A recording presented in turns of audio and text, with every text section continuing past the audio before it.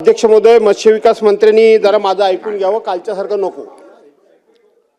मी तुम्हाला तुम्ही निवेदन केलं त्याच्याबद्दल मी बोलतोच, परंतु आपण माझ्याकडे 2014 साली शेवटच्या टप्प्यामध्ये कॅबिनेट मंत्रीपद आलं होतं, बस 2.5-3-4 महिन्याकरता आलं होतं आणि म्हणून कोकणाकरता आपण काय करायचं तर त्यावेळेला आपण माथाडी कामगारांच्या धर्तीवर, लक्षात घ्या, माथाडी कामगारांच्या बोर्डच्या धर्तीवर आपण मत्स्य विकास बोर्ड स्थापन केलं।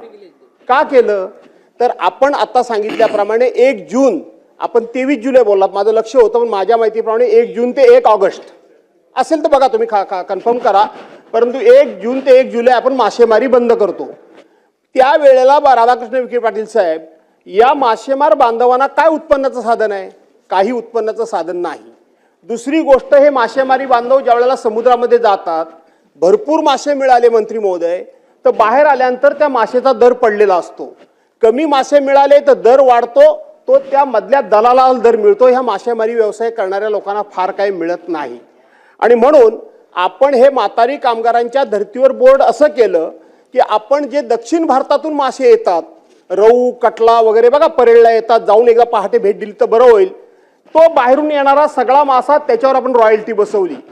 पंचतारांकित हॉटेलला बासा वगैरे असले काहीतरी मासे येतात बघा, त्याला आपण रॉयल्टी बसवली आणि ती रॉयल्टी सरकारी मत्स्य विकास बोर्डाच्या माध्यमातून वसूल करून ती मच्छीमारांना देण्याचा कायद्यामध्ये तरतूद केली। नुसतं वरवर घोषणा किंवा आपण असं काही केलं नाही, तर कायद्यामध्ये तरतूद केली।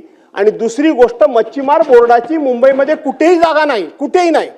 ते एकदा समुद्रात गेले की 8-10 दिवसांनाच आतमध्ये असतात, आजारी पडले, उलटी, खोकला, ताप आला, त्यांना काही डॉक्टर जाव्याची सोय नाही।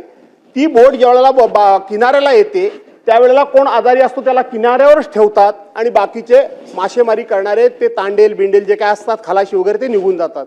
आणि म्हणून आपल्याकडे त्या ठिकाणी भाजीपाला मार्केट करता म्हणून नवीन इमारत वाडी बंदरला त्या काळामध्ये होत होती, मी 2014चं सांगतोय, त्यातला एक फ्लोर आपण ह्या मत्स्य विकासाकरता कायद्यामध्ये आणि त्या बोर्डाबरोबर चर्चा करून सरकारी नियम म्हणून आपण त्या ठिकाणी ठेवलाय। त्यानंतर मंत्रिमंडळामध्ये मला संधी मिळाली नाही, आपण कोकणातले मंत्री आहात आणि म्हणून माझी आपल्याकडून अपेक्षा आहे की आपण ह्या बोर्डाची पाहिजे, माझी गरज असेल तर मला बोलवा, न पेक्षा त्या बोर्डाची काय माहिती आहे ती संपूर्णपणे घ्या। त्याचबरोबर त्या भाजीपाला इमारतीमध्ये जागा जर तुमच्या कारकिर्दीमध्ये आता ते बांधून झाले की मला माहित नाही, परंतु झाला असेल तर एक फ्लोर त्याच्याकरता ठेवला होता, तो ताब्यात घ्या आणि तशा प्रकारचं काम जर तुमच्या हातून झालं तर खूप मोठं काम होईल।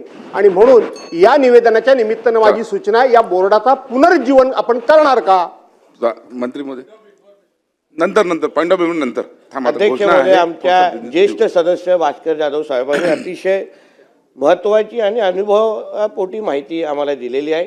त्यांच्या नेहमी चांगल्या सूचना असतात अध्यक्ष महोदय, त्यांना वाटत असेल की मी त्यांचं ऐकत नाही, असं नाही अध्यक्ष महोदय। आणि त्यांचाही टोन आदित्यजी बाजूला असते तर वेगळा असतो आणि नसते तर वेगळा असतो। आता आहे पण चांगला, आता आदित्यजी बाजूला आहेत, काल थोडं चिडचिड तर पण कुठे वैयक्तिक भेटले तर मिठी पण मारतात अध्यक्ष महोदय आदित्यजींच्या माहितीसाठी। पण तरी